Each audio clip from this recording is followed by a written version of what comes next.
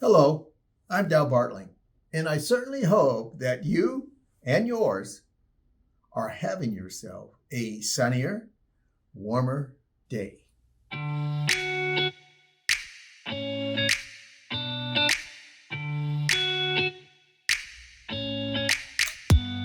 The older I am, the more that I think. And I'm thinking of a particular word that kind of, kept milling around in my head. You had that? The word I'm thinking of is vision. Vision. Yes, the older I am, the more that I think. And of course, with vision comes assistance. Yes, all kinds of assistance can be needed for your vision. Going along with vision, there are two words that you've heard me use before, and I think they kind of aid a person's vision. People and systems. Kind of, to me, regardless of what station in life it is, either professionally or at home, whatever it might be, you're dealing with two things: systems and people. And what helps with your vision, maybe another word for vision could be foresight. What helps with your vision is those two things.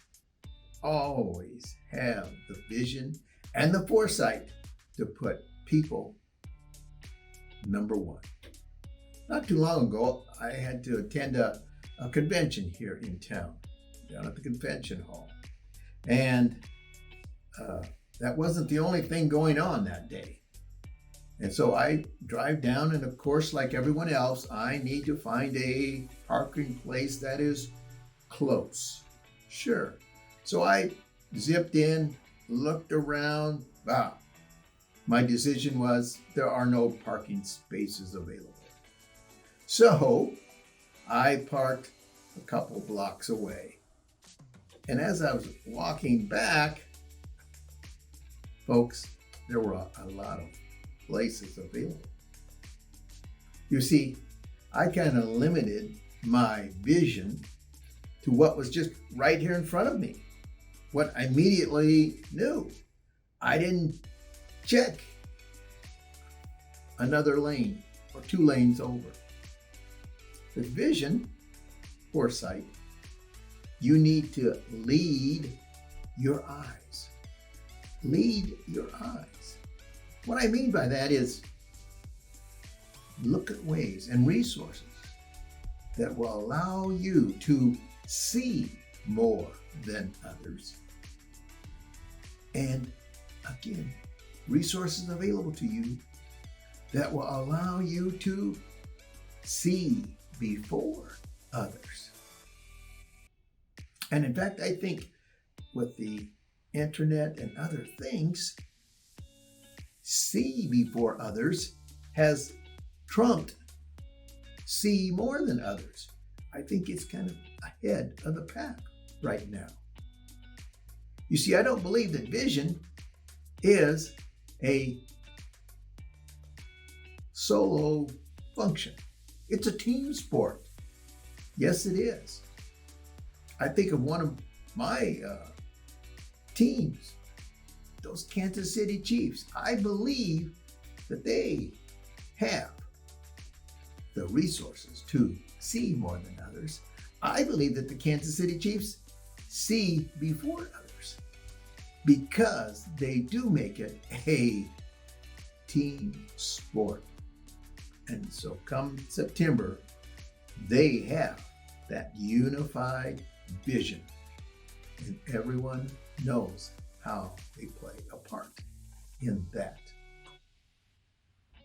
As I said, two elements that I believe come with vision, that foresight, are people and systems. And who needs to be number one? People. I saw where a celebrity would ask his audience, his loved ones, if you will, to do this every now and then. I want you to think of how you got where you are, your station in life. Now I want you to take 30 seconds of silence of how you got where you are, and all of the people, not only here in the United States, but maybe in other parts of the world, how they loved you so much that they supported your vision. Just think of those. Man, I'm in my 70s. I've got quite a list. But I want you to take, if you will, with me, just 30 seconds. Thank those loved ones that helped you with your vision. I'd like to give you all an invisible gift.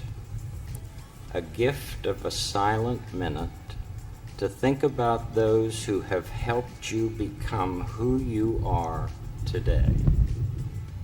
Some of them may be here right now. Some may be far away. Some, like my astronomy professor, may even be in heaven.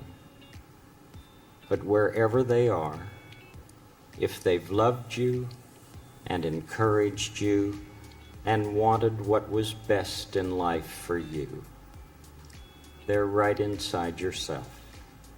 And I feel that you deserve quiet time on this special occasion to devote some thought to them. The story goes, give the example of vision being a team sport. So many years ago, back in the 1300s, there was a college being developed in the city of Oxford in England. And part of the buildings on that campus was a enormous, huge dining hall.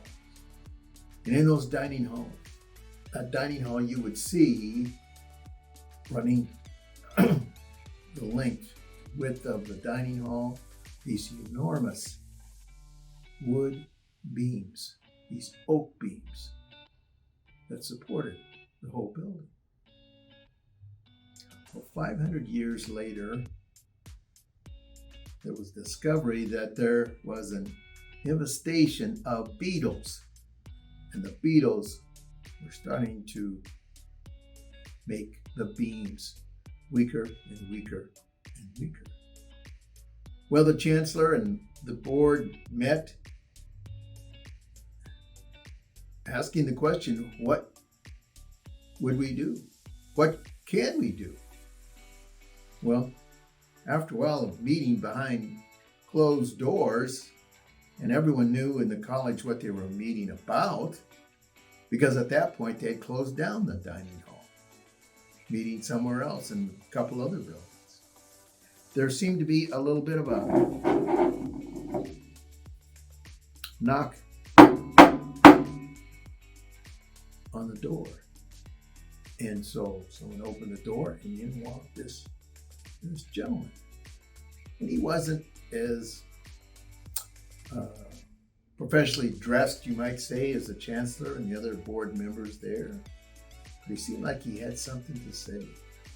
And so he asked if he could speak before the board on the problem that they were addressing.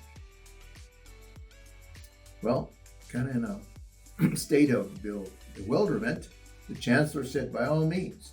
And the gentleman began to speak and spoke of then how this particular foresight, this particular vision had been passed down in his family generation after generation after generation.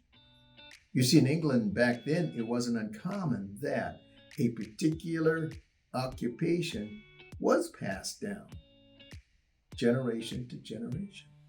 You see, his grandfather was the forester of the college and all the grounds. And that gentleman knew that in the northeast part of the college grounds where the coastal waters and winds would whip through that area, there stood a grove of enormous oak trees. And around those oak trees, there would be some signs. These trees have been set aside for Oxford's Hall. Yes,